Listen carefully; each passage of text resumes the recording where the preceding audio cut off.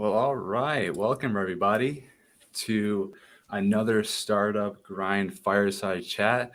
And today we are live across the world here in Marquette, Michigan, in the United States, and also in Great Britain. And we have a very exciting fireside chat today. So, wherever you are tuning in, we want to appreciate you.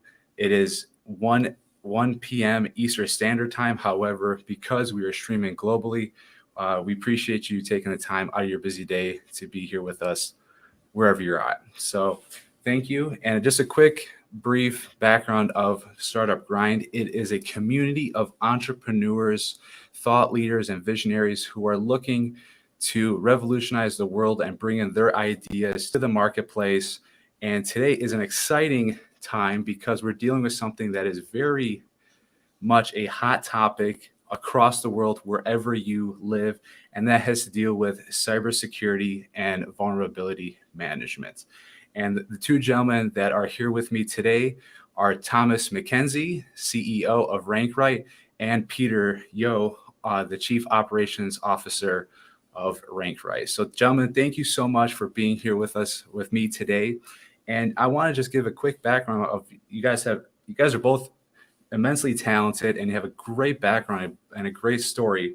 And I want to start with you, Thomas, is that, you joined IBM to lead an offensive strategy and security and vulnerability management team.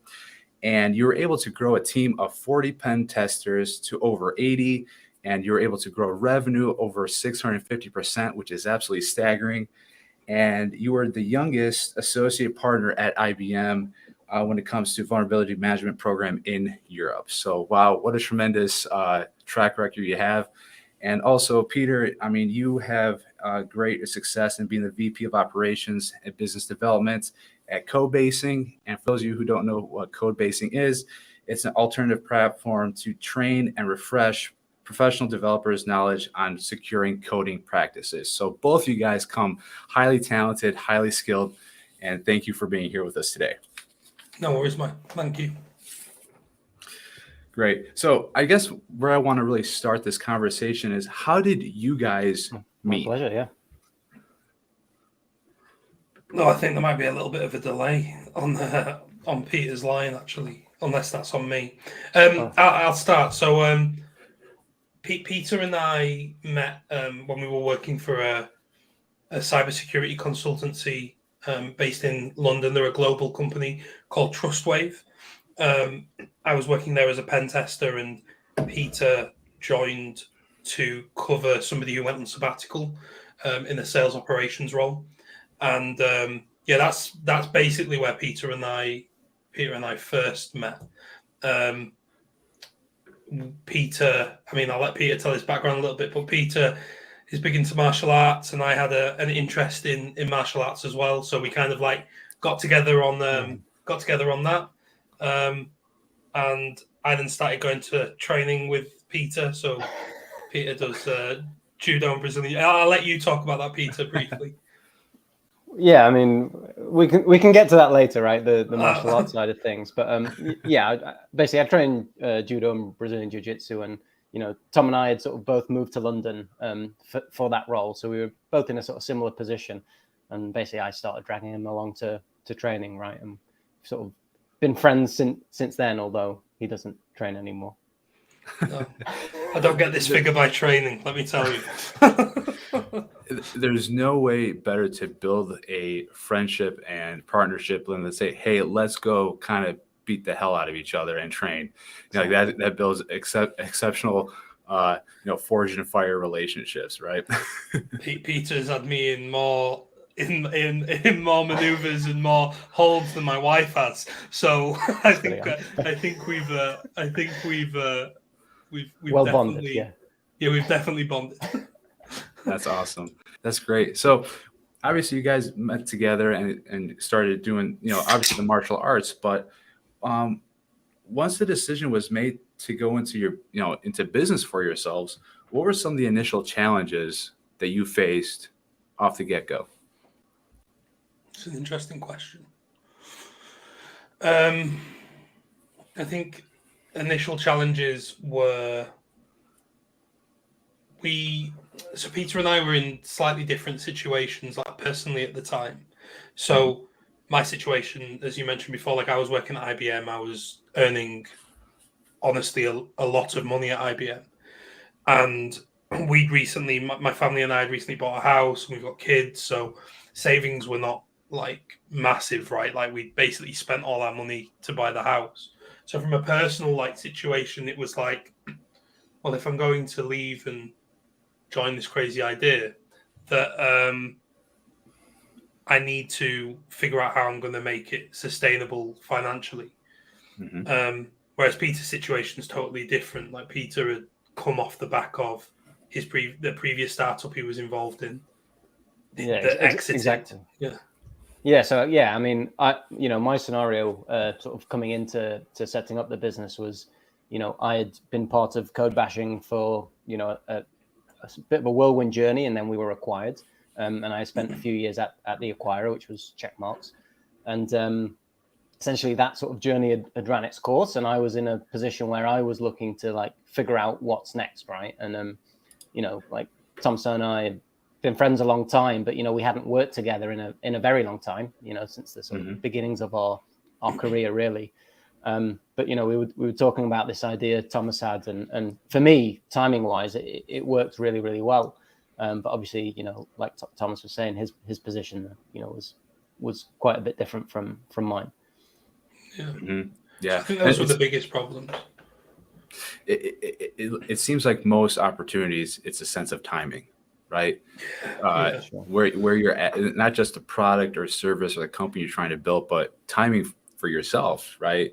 Situationally, family wise. I mean, we all go through hurdles, ups and downs. So you're like, maybe the time is not right there, but you figure a way to how to navigate that into what you're really trying to accomplish and move forward. I think timing is super key, because I have a group so I live in a place called York, which is like north of the UK and well, north of England, and I've got a bunch of friends who own various different businesses. So I've got friends who run like successful e-com businesses. I've got friends who run digital agencies. I've got a friend who runs a SaaS business, and friends who have exited their business as well. And the common denominator of these people, not all the time, but very typically, is that they started young. Like they started either straight out of university, or they didn't go to university and they started their business, and they've managed some way to kind of get themselves into this successful place.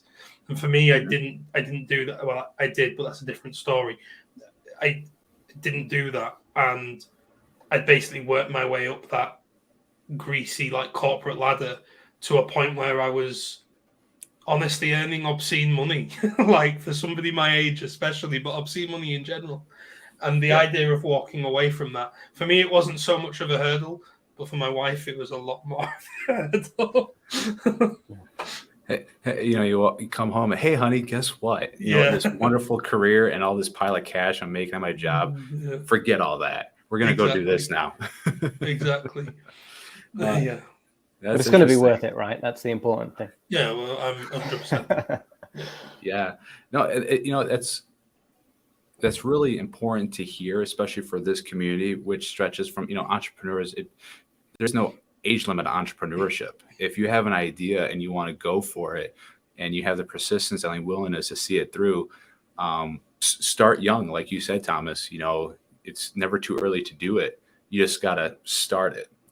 And that kind of goes also to the concept of assembling a team. So obviously you guys have a particular set of skills that you saw, like, okay, Thomas, you have this, Peter, we got that. But now how do we fill the gaps of the team members that we really need to onboard for this endeavor? Yeah.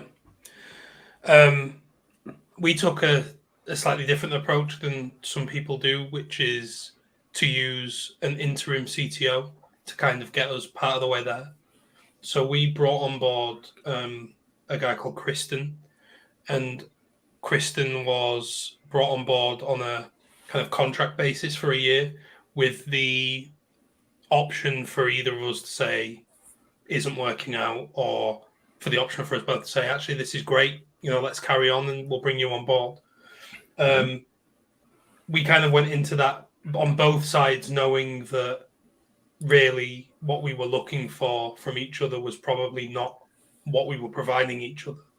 However, what Kristen brought to the table was masses of experience in kind of development, big experience in building huge, like scalable projects.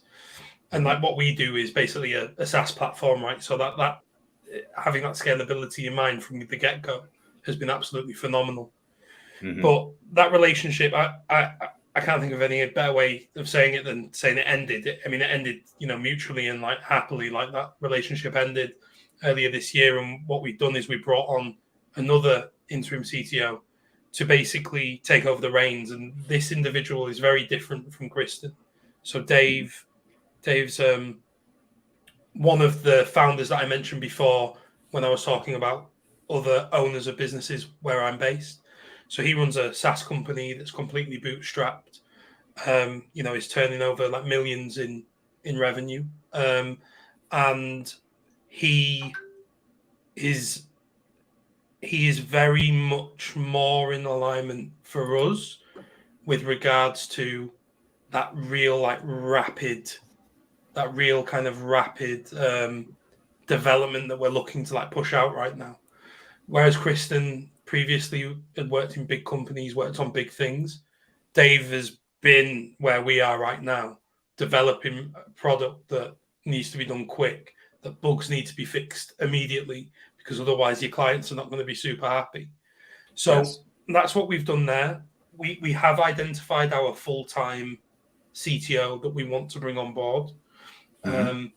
And all being well, that individual will join us in the second half of this year.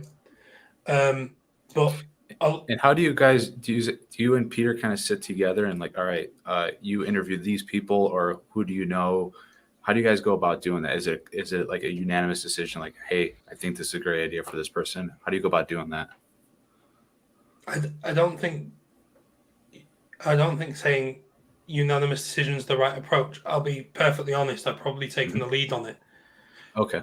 But Peter, I mean, it's in a way we basically make the decisions like jointly, and I think one of the things like we're really fortunate with as co-founders, right, is that Thomas has his skill set and his personality, and I have mine, which is quite the opposite, both in terms of skill set and personality, and maybe that's the way it is. But we're very aligned on like what our vision for the company is. We're very aligned on sort of how we want to move forward.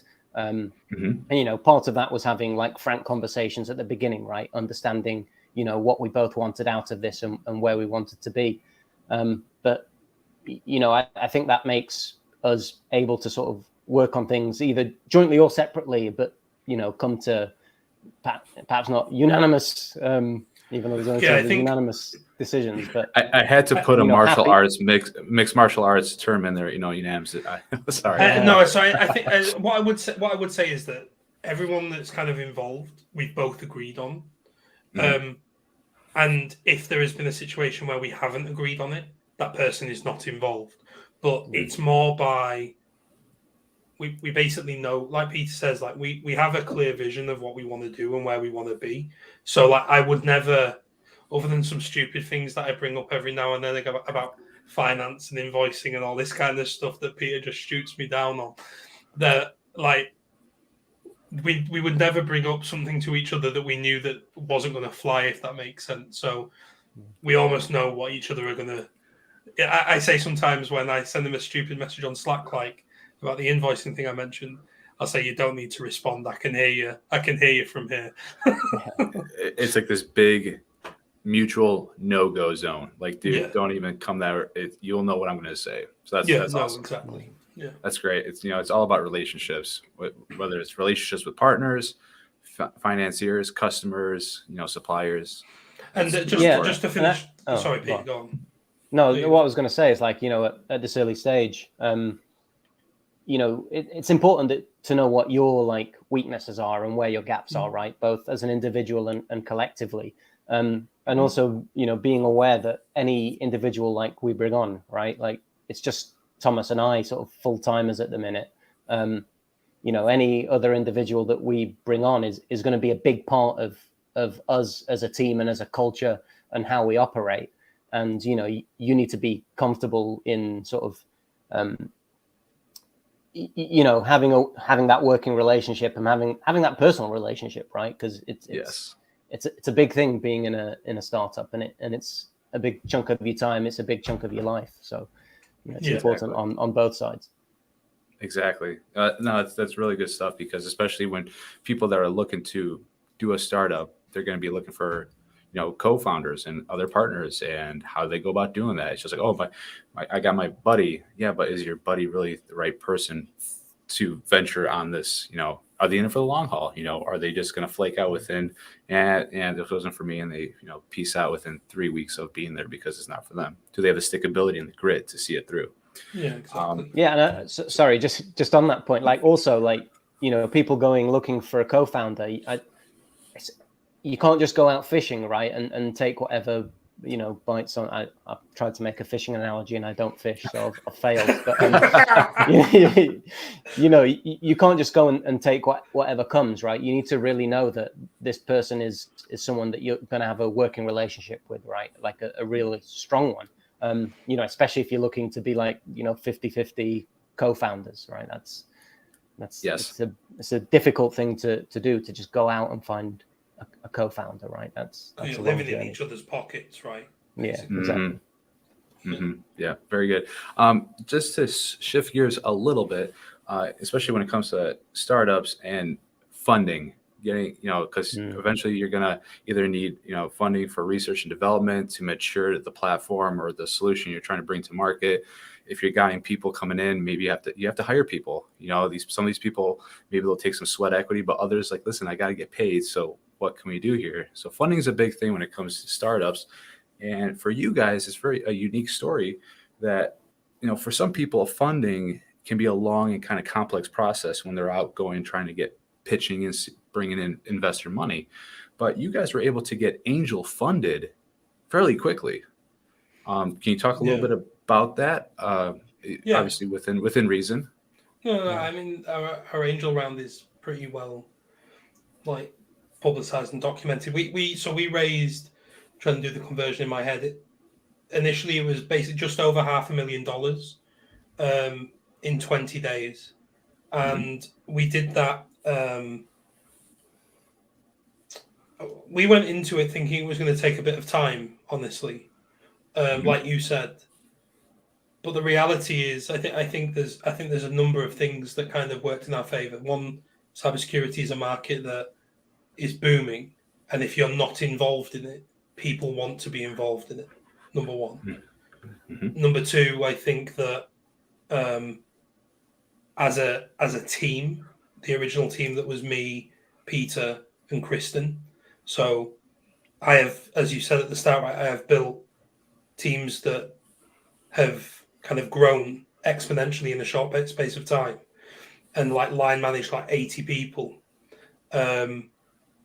which honestly is the biggest feat of my career because that was painful. Then you've got, and I've been in the industry my entire career. It's all I've ever done. I know the space like the back of my hand. You got Peter, who was part of another successful cybersecurity startup that exited after 18 months, and Kristen, when he was on board, his background was phenomenal. He'd built some of the biggest streaming things that people use today. So BBC iPlayer, Sky Go, ITV, all of these known streaming services in the UK. He'd been either leading or had been involved in the development. So we had an incredibly strong team, and a network of people that we could reach out to. Right, we literally created a list. These are the people we want to go to. Boom, boom, boom, boom, boom. And I think honestly, out of the people that we spoke to, we had a handful of people who basically said, no, it's not for us. But most of the time we went after somebody and they believed in what we were doing.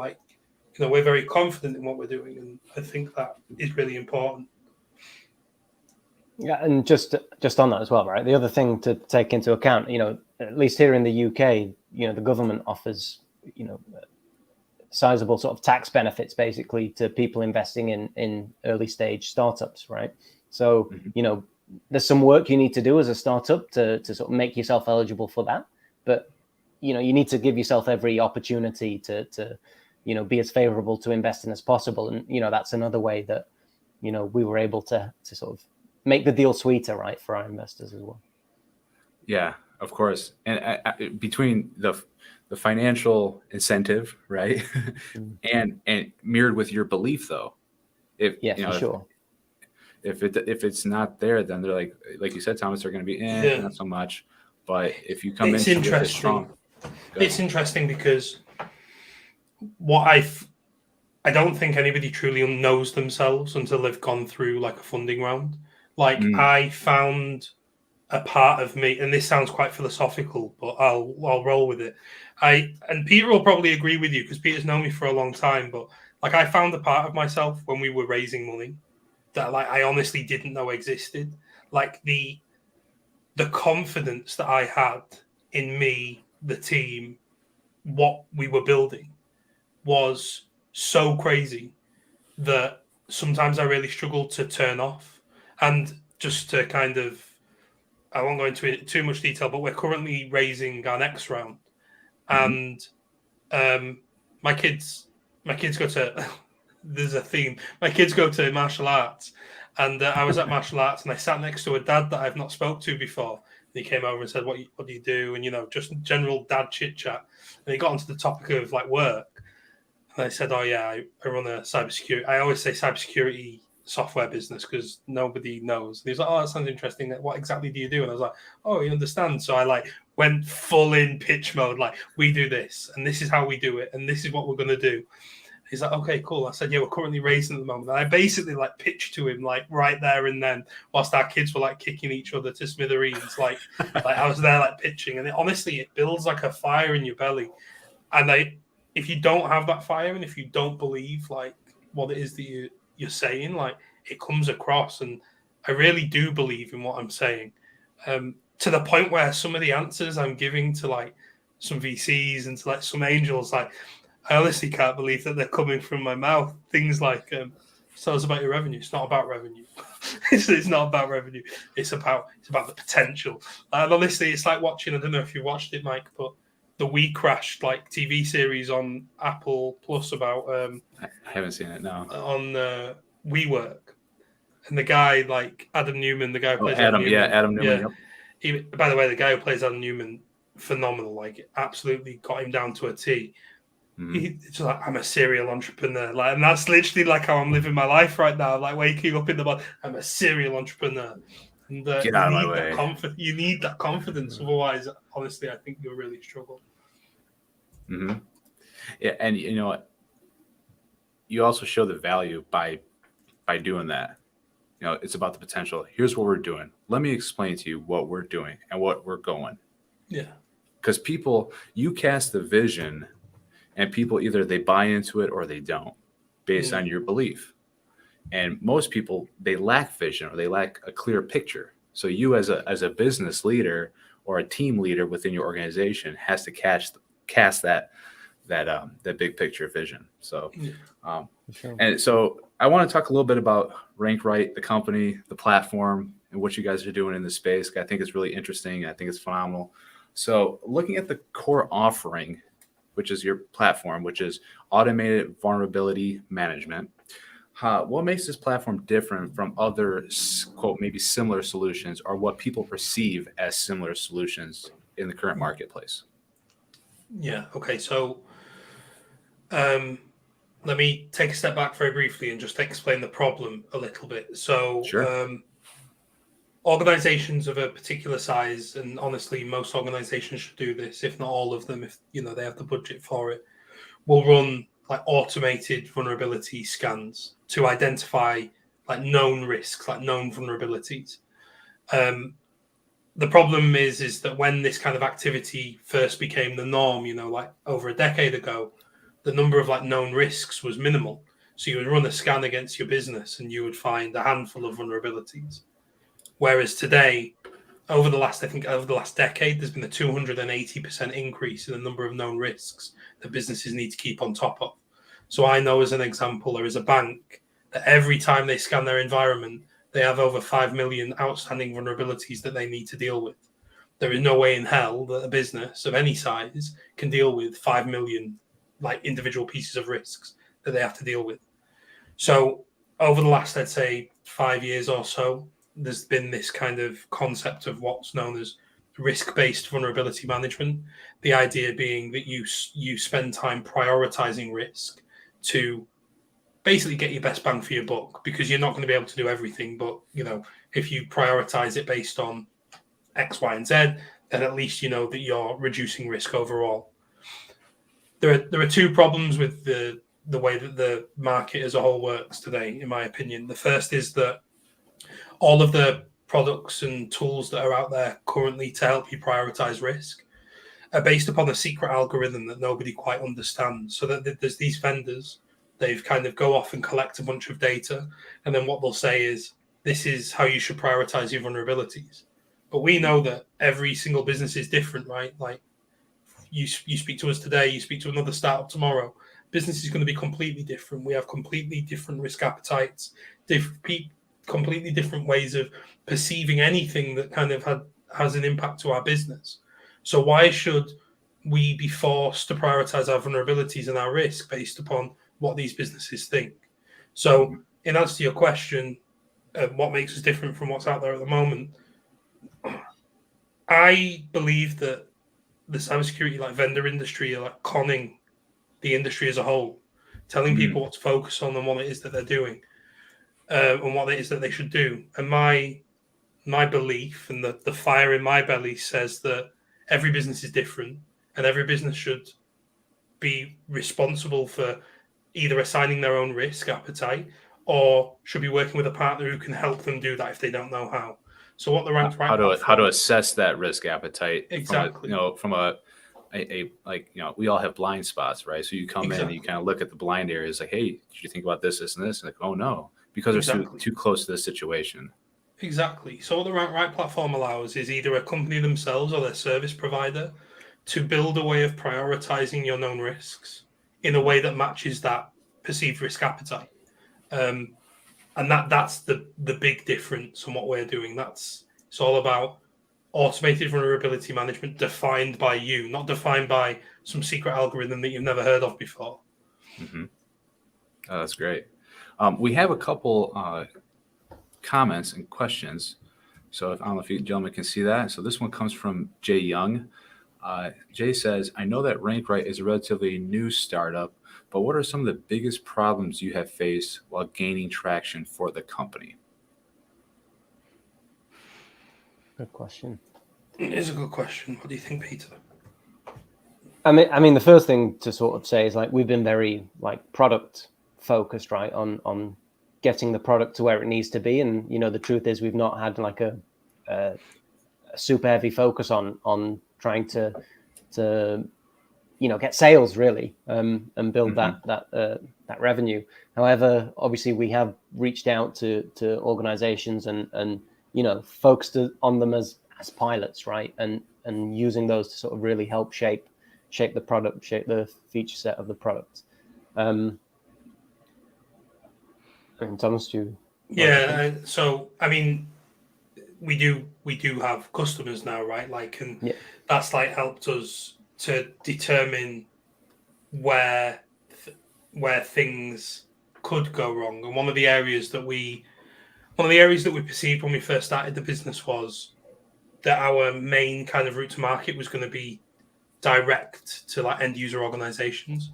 But one of the things that we noted, both from research and also from actual hard statistics on the outreach that we were doing, was that 70% of organizations are using a service provider today to conduct vulnerability management on their behalf.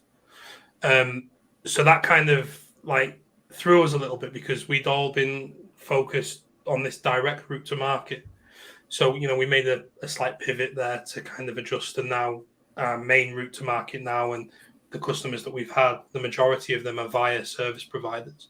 That's probably one piece that we've got. And the other is that, frankly, a lot of people like what we're doing, and especially big companies, right? Big companies that want to be in control of their own risk don't like what these other vendors are doing, So they'll come along and they'll say, can you help us with A? Can you help us with B? Can you help us with C?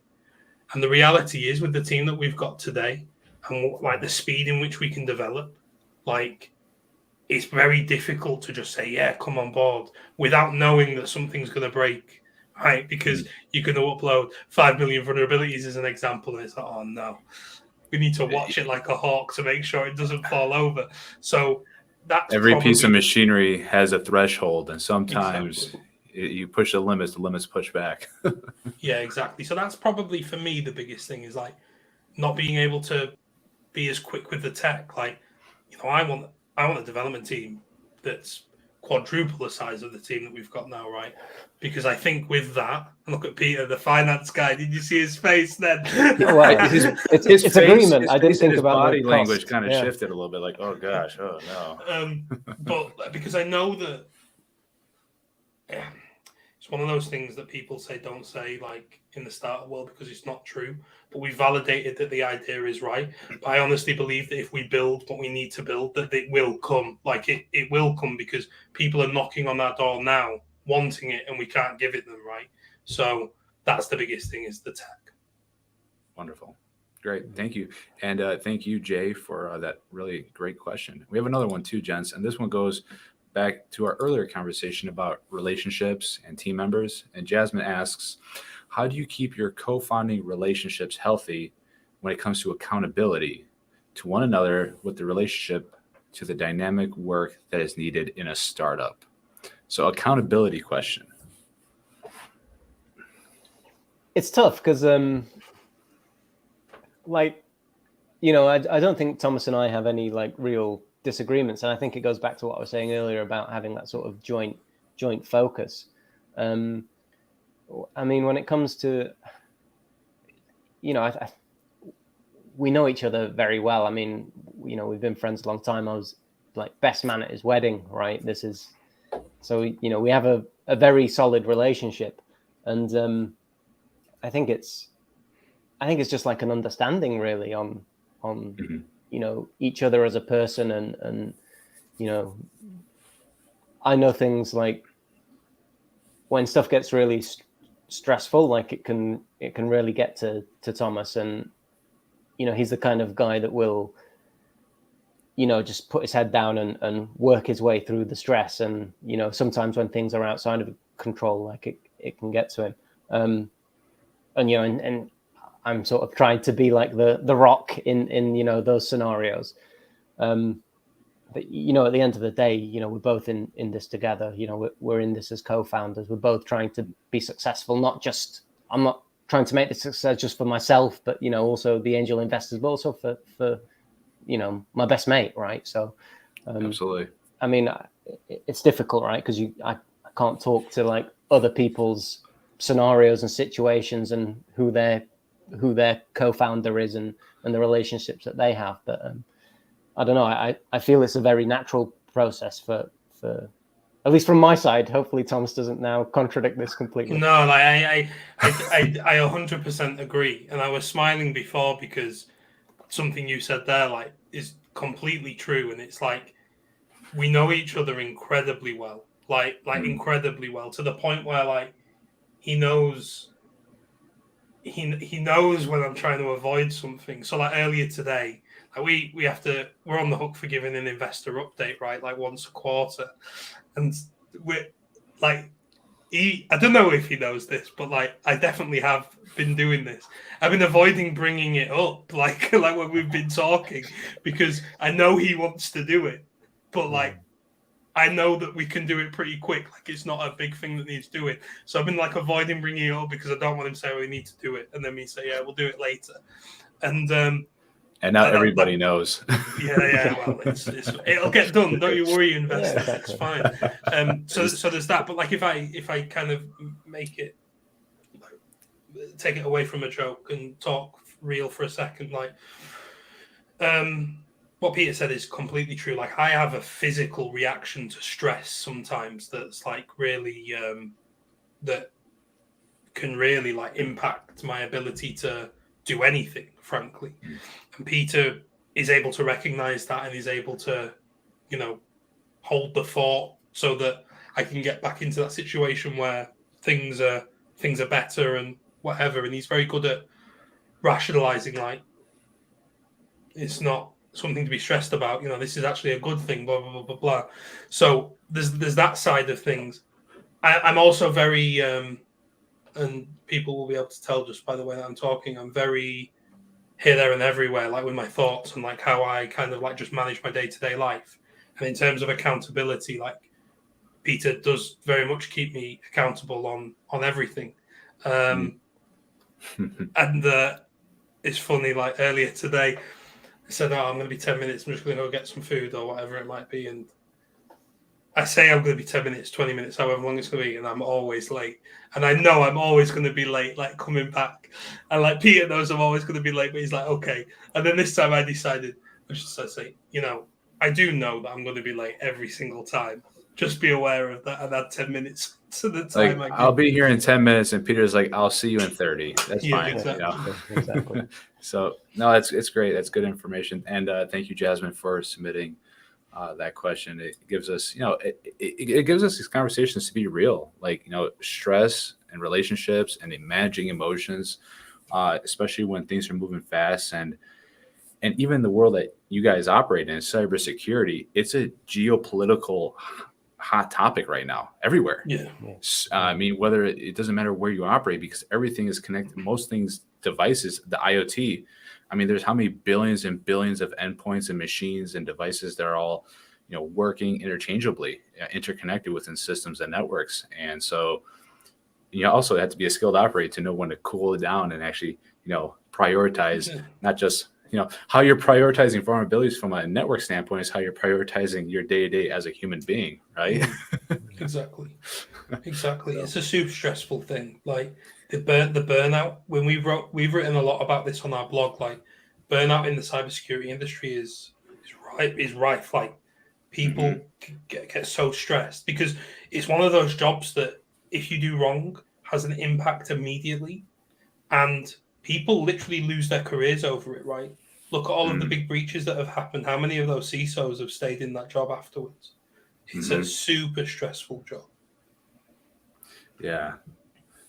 So, which bears a question of, and also why there's, quite frankly, a skills shortage. Some people, I mean, maybe we can talk a little bit about that? Just being that we're on topic. I mean, it's hard to find quality talent.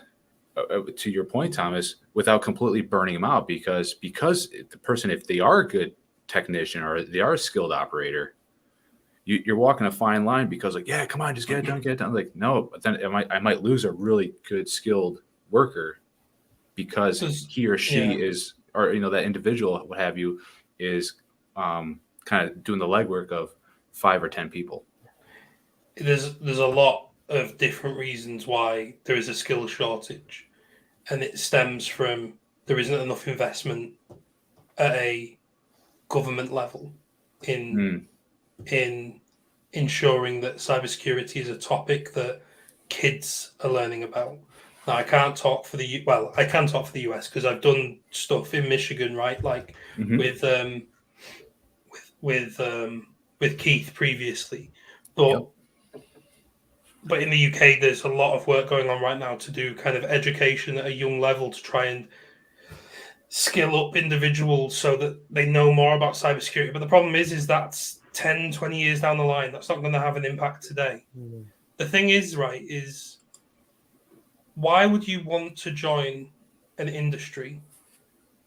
Look at it from the outside, right? Why would you want to join an industry where there are people who are so stressed out and are losing their jobs because of a small mistake that gets made? Like, I think that we have a real kind of culture issue in cybersecurity that needs to be addressed before we then start thinking about, like, how do we bring more people in? Honestly, like the culture is toxic. Cybersecurity culture is toxic. So that's number one. The second opinion that I have is that we have overcomplicated, like, the different roles that there are, but we've overcomplicated because we've tried to simplify them. So if you talk to anybody about, like, cybersecurity, they'll literally just think of pen testing, like finding vulnerabilities and hacking, but there is so much more in cybersecurity that needs covering off, right? Policies and procedures, risk management,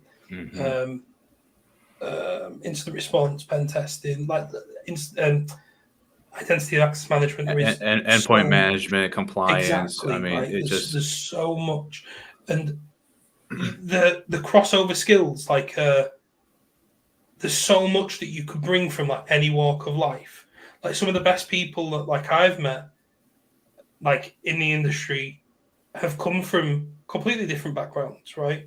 Mathematicians, developers, like these are the types of people that we need to bring in. And then the final point, if you give me 2 seconds to remember, to remember what I was going to say. The final point is I can't think of another industry that has blown up as quickly. I can't think of another industry that's blown up as quickly. If you think about the first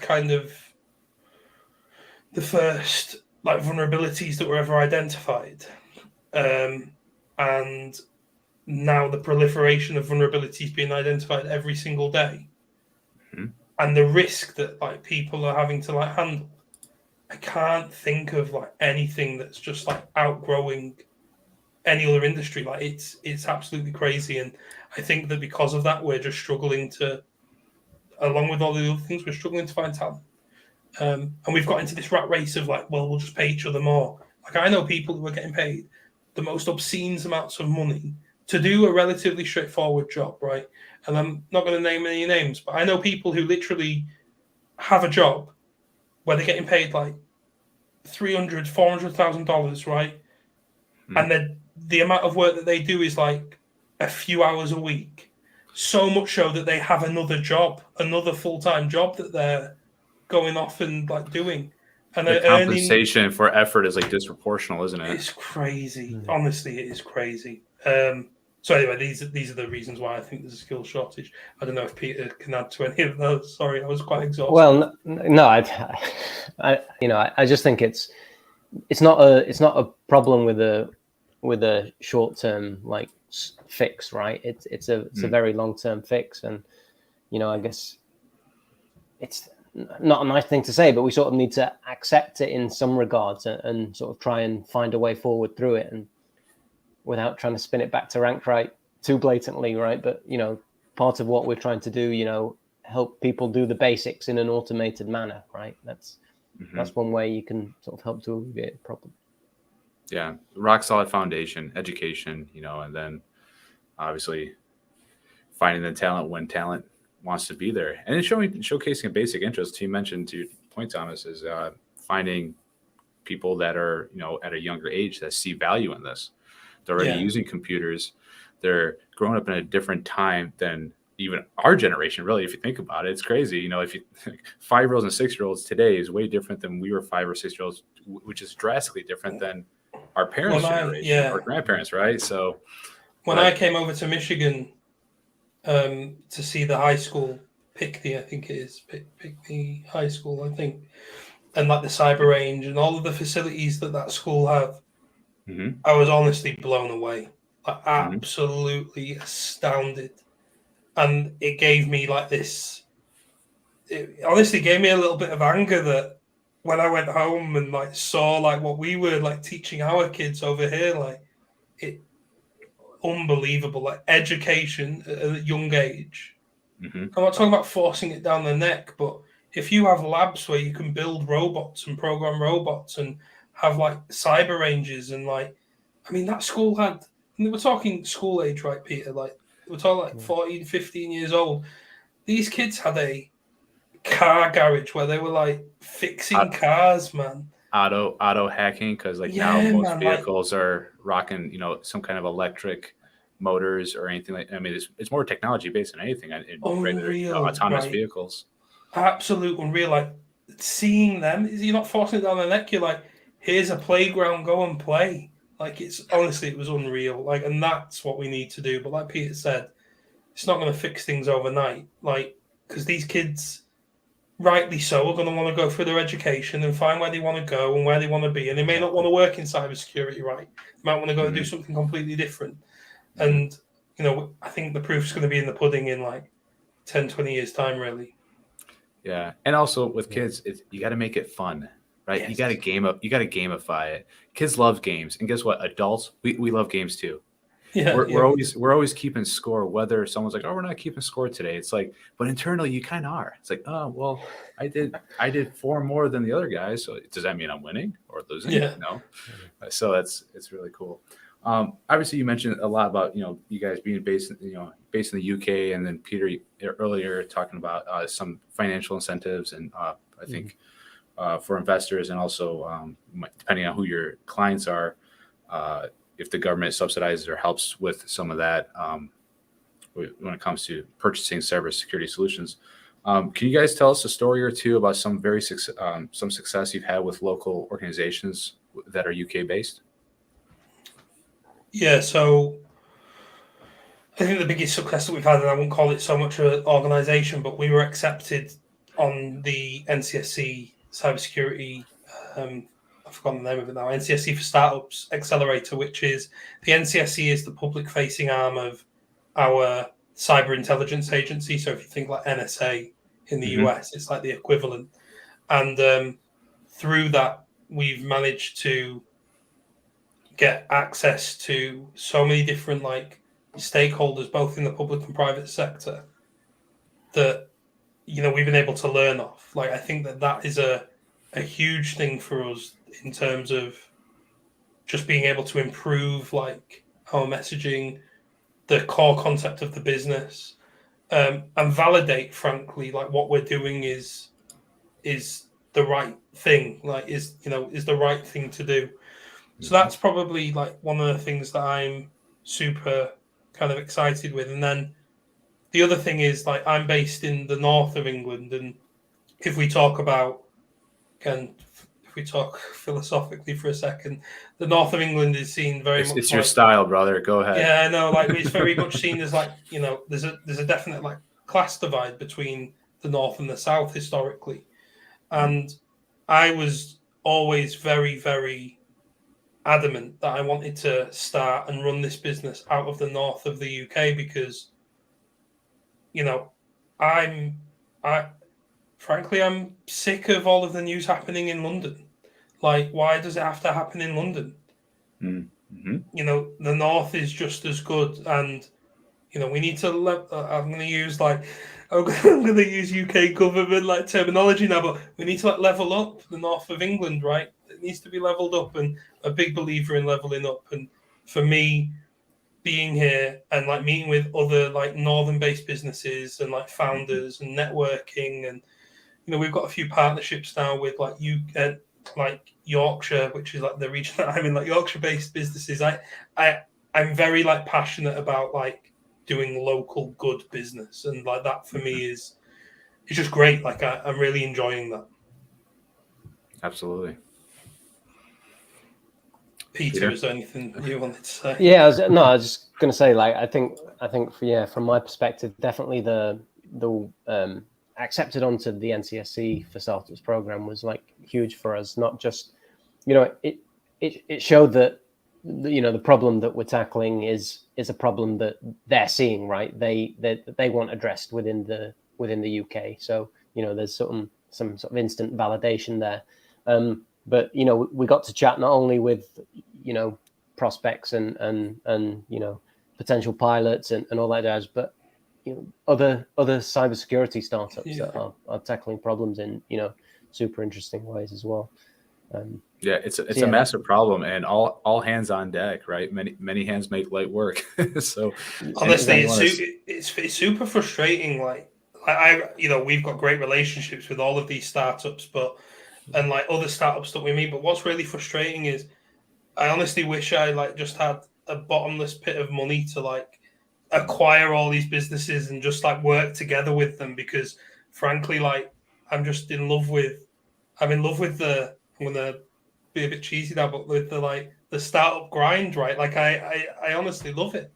And it's not just tackling cybersecurity problems, but tackling like just core business issues. Like how do I do this without wasting all of my runway? Like I just love like having those chats and theorizing over ideas with like different people. So yeah, it's that you're right, Peter. That was like a really good part of the NCSC thing. Yeah. Well, it's stimulating too. It's the iron sharpens iron because you get different perspectives, you got different experiences, competition as well. As well. Yes, of course. So it's funny, like when you go in, like and you meet them for the first time. So there were like 4 people on our cohort, including us, 4 groups, and met them for the first time, and you go in with you meet them, and it's like preconceptions, right? And Peter and I are there like chatting with each other. What do you think about this? What do you think about that? What do you think about this? And just like over the space of like the program, it was like 3 months in total. Our preconceptions just like completely out the window, and like it's like, we went. There was one company in particular we went in, and it was like, these guys have got it nailed. And like as the weeks went on, and we spent more time with each other, and they were like, showing more and more under the covers of what was going on. They have the same problems that we do, right? They have the exact same problems that we do. And if we'd have just like gone in and been like super open from the get-go, we would have all solved our problems like immediately. Yeah, the high level of transparency and trust. But in cyber, it's always zero trust, always verify, right? So exactly. Yeah, exactly. We that's something that we said, like, we typically try not to share like things with people about how things work and how things are done. And it's really counterintuitive in this point in time for us as like a business, like, hopefully you can tell like we're both like just super open about where we're at and what we're doing, because we're super like we believe so much in the idea that, like, for me it's not fathomable that this isn't going to work out, basically. Yeah. We covered a lot of ground here. I have a couple other, like, I don't know if these are oddball questions or kind of like questions that I kind of personally have, and maybe I want to get being selfish on this one, but like Web 3.0 and blockchain technology, decentralized, finance, decentralized applications, decentralized almost everything. It seems like it's moving that right. And also like with cryptocurrencies, what do you guys see as might be some cyber related concerns as we shift into Web 3.0? So first of all, I'll tell you my first opinion on like blockchain is that I've lost a lot of money on crypto, and I've lost Peter a lot of money in the past as well. No, but speaking real for a second, there are already, working at IBM, I had the opportunity to work on, as well as see, some amazing implementations of blockchain technology. And I also was privy to a number of conversations about, where we thought blockchain technology could take us. I definitely see a world where blockchain is going to be utilized, especially for like authentication and authorization of individuals. And, we live in a world that, as much as, we try and live our life as we each want, there are people that try and stop that. And, we need to be utilizing all of the technology that's there. And years back now, like, I was part of a conversation about utilizing blockchain technology to authenticate vehicles going into like high pedestrian areas to stop, like, terrorist attacks happening, like what we've seen over the last decade of basically like vans, just going in and like wiping people out. So, or in subway transits and exactly, other public transportation services. Exactly. So in that way, like, I'm a big believer that it's going to happen. There are a number of obstacles to get over, though. So like the main obstacle is just the public perception of blockchain being synonymous with cryptocurrency. If you think about NFT and you speak to the average person on the street about NFTs, they just basically tell you you're an idiot, right? But the fact of the matter is, how can you be an idiot if people are making absolute millions off the back of them, right? And the application of an NFT is so much more than somebody drawing a stupid picture. And I'm laughing because I've also drawn some stupid pictures and minted them as NFTs. Those more as a laugh, but But yeah, like everyone all of a sudden is an artist, and exactly. I'm I mean, I am an artist, Well, Mike. So let's just say it. I am an artist. No, but in short, I think that there's an application that, from a security perspective, we have to be careful. Like, you can't go a day without hearing about something crazy happening. However, like one of my mentors, throughout my career, a guy called Nick Percoco, who's the founder of Trustwave Spider Labs and is an advisor to us at RankedRight. He's the chief security officer at Kraken, the crypto exchange, and it's a big validation for me, like him working somewhere like that. And I see him. He's a rock star in my eyes. Like, he's the guy who I aspired to be when I was, basically growing up. Seeing him work in a role like that in that type of company, in and of itself is validation for me that this space is going somewhere. Absolutely. We have about 4 minutes. I have time for one more question, and then I want to be respectful of your guys' time. So thinking ahead, 5 years out, let's say, where do you see RankedRight as a company?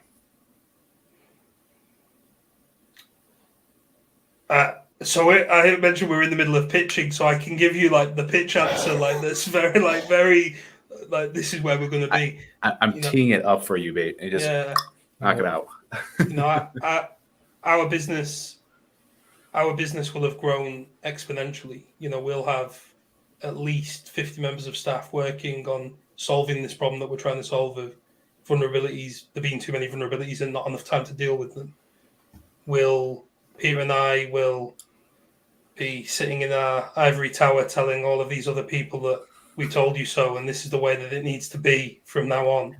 And frankly, my belief in 5 years' time is that we're going to have a number of partners and a number of customers who are so large that you're not going to be able to do vulnerability management without knowing RankedRight. That's where we'll be in 5 years. Mm-hmm. Peter, your thoughts? Yeah, no, I think that encapsulated perfectly, right? We want to be making a difference within the vulnerability management space. We believe that, the approach that we're taking is the right one, right? From a vulnerability management perspective. And so, yeah, that's where we're going to be, with a successful startup to boot, right? Yeah, absolutely. Great.